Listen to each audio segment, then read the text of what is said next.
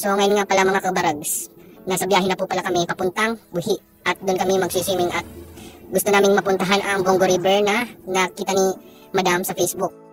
At yun na nga, napakagaling ng aking videographer kasi palaging si Trigo ang kanyang binibidyohan at hindi yung aming dinadaanan. Kaya pwede kaming mabunggo nito. So bago pala kami pumunta sa Buhi, mag-stop over muna kami sa Iliga para bumili ng aming makakain dahil anong oras pala at wala kaming lunch na dala kaya bibili lang kami sa Crispy King. Kaya time check tayo, 10:30 pa lang at medyo traffic pa kaya medyo matatagalan ang biyahe natin papunta sa Bongo River. One eternity later. So ngayon nga at malapit na kami kaya may nakikita na kayong river dito sa gilid namin. At yun, dito na rin kami, nakadating din kami. Napakaganda dito. Napakaganda at maraming bato. At sa viewing pa lang ng lugar, talagang panalo ka na. Sila nga pala ang aming kasama, si Larry at Ate Kia. So ngayon nga ay papasok na kami sa Bongo River. Si Madam nauna na, mukhang excited na. So kaya si Madam ang nakakaalam dito, si Madam ang mauna at ituturo niya kami papunta sa loob at maghahanap kami ng cottage na pwede naming pag-iwanan ng aming mga gamit. At so pagdating namin sa cottage na aming nirerentahan, magpapahinga muna kami saglit at kakain na kami bago kami maligo. At so ngayon na malayo-layo pang aming lalakarin at tatawid muna kami sa tulay ng pag-ibig. At nasa ulan ko nga pala ang aking pag-ibig na si Madam. Sana all. So ayaw nga niyang mag-video at ako ang nag-video kaya siya na muna ang nagdala ng aking bag para di ako mahirapan mag-video. So sa konting oras naming paglalakad ay mayroon na akong nakikitang cottage at napakaraming tao na mga naliligo. Parang ang gusto ko nang tumakbo at iwanan itong mga kasama ko dahil sobrang init, gusto ko nang tumalon sa tubig. At so nandito na kami sa Villa Mesa at maghahanap kami ng cottage para pag-iwanan ng aming mga gamit. Habang papasok na kami, nakita namin si ating nakaposing, shoutout nga pala sa iyo te. So tumigil muna kami at nagpalingon-lingon, naghahanap kami ng bakanting cottage na pwede namin iwanan ng aming mga gamit. So yun nga, nag-try kami pumunta dito sa taas at titingnan namin kung may bakanting cottage at dito na lang kami magka-cottage. At yun nga, nauna na ako sa kanilang tumaas at si Madam ay napakahirap tumaas dahil medyo tumataas na ang kanyang timbang. Pwede ba ilayo mo sa akin to? Ayoko makita ito, maita ulo ko. Pero joke lang yun, hahaha. Siguro kung narinig to ni Madam, sigurado aaway na naman ako nun. Kaya quiet lang tayo mga kabarags, okay? Haha. So ngayon nga nakakita na ako ng bakanting cottage na walang tao. At ito nga pala ang swimming pool ng Villa Mesa. So yun nga, nakataas na din si Larry at Ate Kia. Si Madam papunta na din dito sa cottage para magpahinga na at i-prepare na din namin ang aming pagkain. Much later. So pre-prepare ko na pala ang camera dahil kakain na kami. At dahil nga biglaan ang aming swimming at biglaan din ang pagkayayaan, hindi kami prepare sa aming dadalhin. Wala kaming plato, wala kaming kutsara, kaya ngayon nag-boodle fight na lang kami. Kumuha ko ng dahon ng saging sa paligid lang at then kumain na kami. Dahil nga sa haba ng aming biyahe at sobrang init, sarap kumain ng nakakamay. At sobrang gutom ko na rin dahil nga sa layo ng aming linakad pa. Si Madam, tuwang-tuwa sa aming kinakain at habang kumakain kami nagkwentuhan ng kung ano-ano. Enjoy kami sa aming kinakain kahit konti lang ang aming dalang pagkain. Tapos, pagkatapos namin kumain, maliligo na kami sa swimming pool. So tapos na nga kaming kumain at ako muna yung bumaba at may bibilihin muna ako na dapat gamitin muna namin pa bago kami maligo. At yan ay ang alak. Alak na pampatibay ng resistensya sa tubig na malamig. Oh my God! Wow! Kaya naghanap muna ako ng tindahan na may Red Horse dahil nga gusto namin uminom ni Kuya bago kami maligo at magbabad sa napakalamig na tubig dito sa Sapa.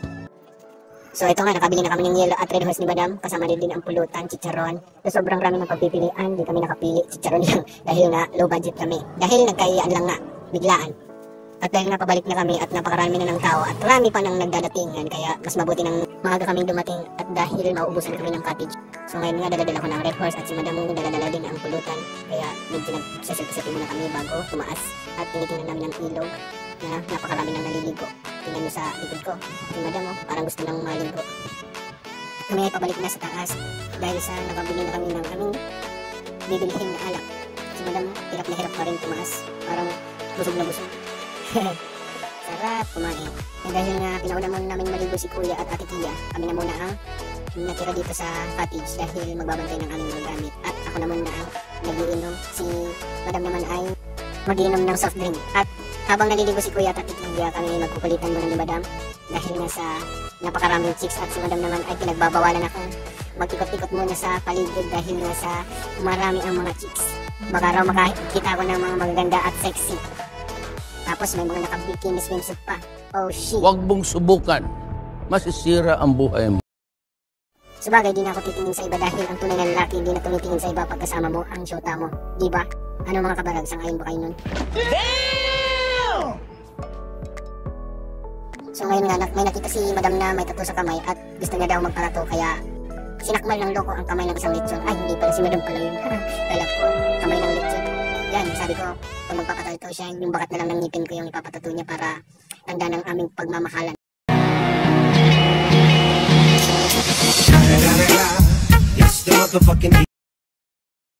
Sarap naman sa ears na, no? Kaya kinilig ng konti si madam at uminom ng ko. Oh, shit. So ngayon nga, tapos nang maligo si Kuya at Iya at kami naman ni madam ang mag-ikot-ikot sa lugar.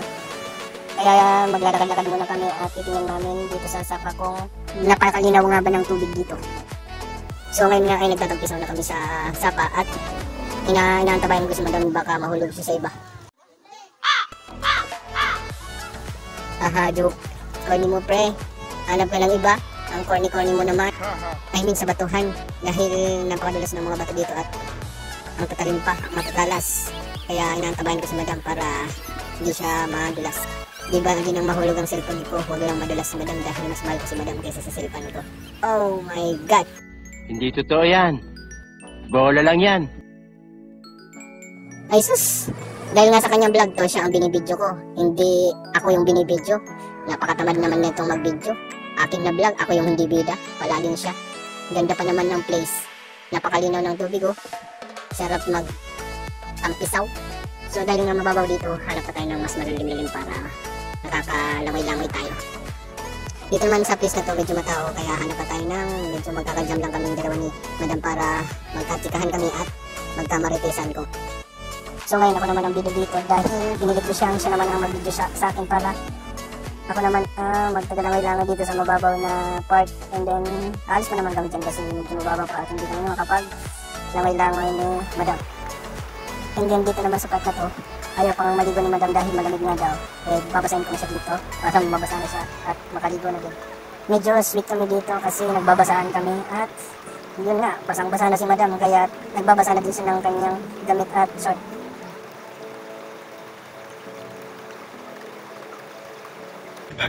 What's up mga kabarags? Yaon po kami sa buhingon yan. Nagkakarigos po kami ni madam. Madam, nanlilibre po siya. Nanlilibre po. Binakal po ako niya ng sarong Red Horse. Tapos ako lang po ang nagiinom, bakop siya. Iyo po. Iyo pa ka? Iyo. Iyo. Ay, araro mo na po palang digdi. Oo, araro mo na po. Maladup na ng cellphone ko. Uyan na, uyan na. Uyan na. Nagtukaw na po si madam. Maladup na. Po kami, sobrang kagayunan kang sapa ID. O yan na. Mag-igdi ka nga.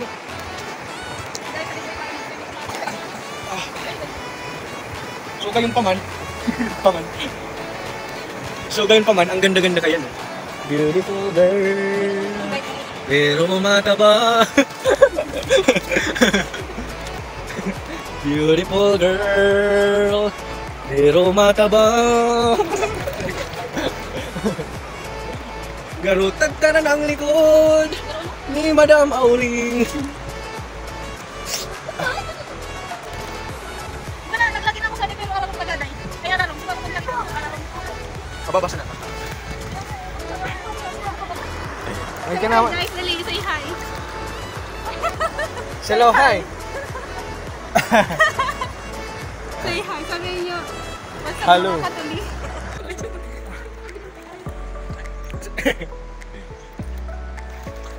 Sa mga aki video, nagtatatalon. Oh, kung na nagtalon po. Bulagta po si aki. Sarong aki bulagta. Pero buhay. Oh, malay ka. Nunoy, dahil po magkaroon na nung takadakon po kang patay video.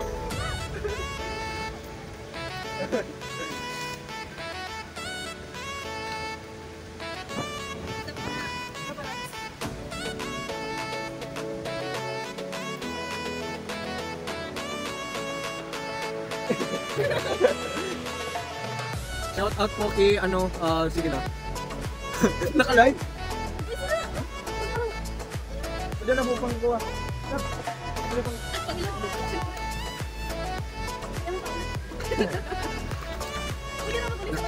Na po kami sa Pangilon. Pinapapagpuat na.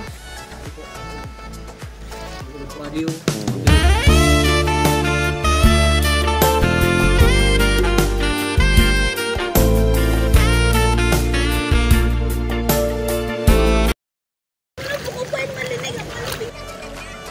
Lord.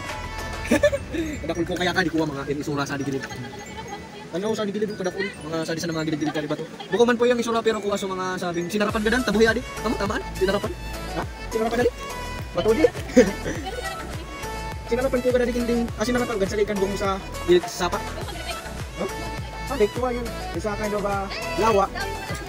Mga kuha pa di mga buyot na sadik. Isin. Pagkukuhan ko sila sa mga trivia. So sinarapan po sa di po sa nakuhan ko kuhin na ako bayad. Kaya ngayon sa di kami buhita, ignorante kaming makabayad sa kuha sa sinarapan na mukuan. Adto po di ko isip kung ano kan inaanap, nagkaanap po ko nga sa pangilod na bato. Iinanap ko na sa usad kaya ako na yan mabalo ng pag-ulit. Ako man po nakabayad sa di sa sinarapan ug buyod na sa dit. Ano po gabay tuman ko kaya kan. Uy. Ha? Sinarapan. Palagan sa dito to makay mo. Pero sa di po na iyan na mo. Oda siya sa defaults pero magayon yung magayon. Tulit sa di hanggang bewang lang. I-rate mo kung gano'n kagayon. Kuha. 10 is the highest. 10 is the highest. 1, mga 1. Di pa tapos 1-0. Di naman mga 8 Arrogant 8-9. Hindi siya maganda viewing niya. Tapos dakulataw. Okay man. Di ko kamo magparentindi kadto ta adto ko kaya. Di po naurakan ko din. Kuan po sa namin pig urakan. Amo po shout out po pala ko ki ayo.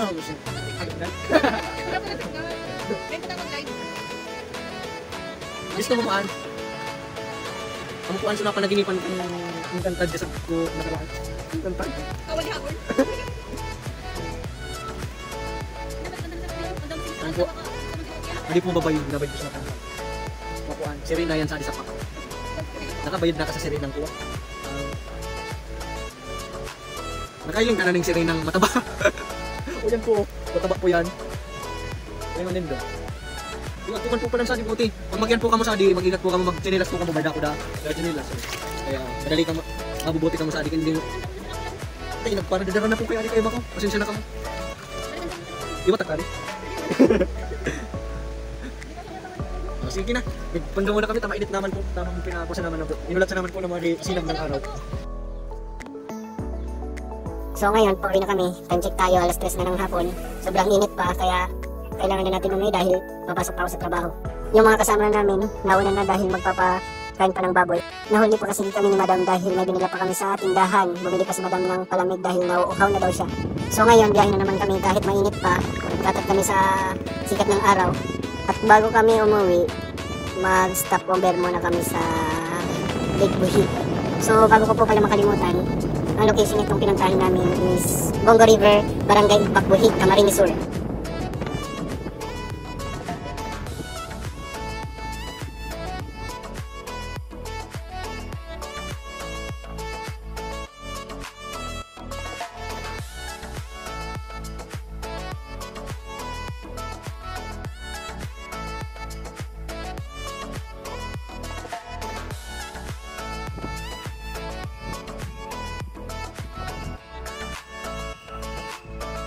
So ngayon, nandito na po kami sa Lake Buhi. Ito na po ang pinaka-last stop namin. Kaya magsiselfie-selfie muna kami dito sa gilid nitong lawa. Dahil ang ganda ng viewing dito. Sobrang ganda. At may carnival pa.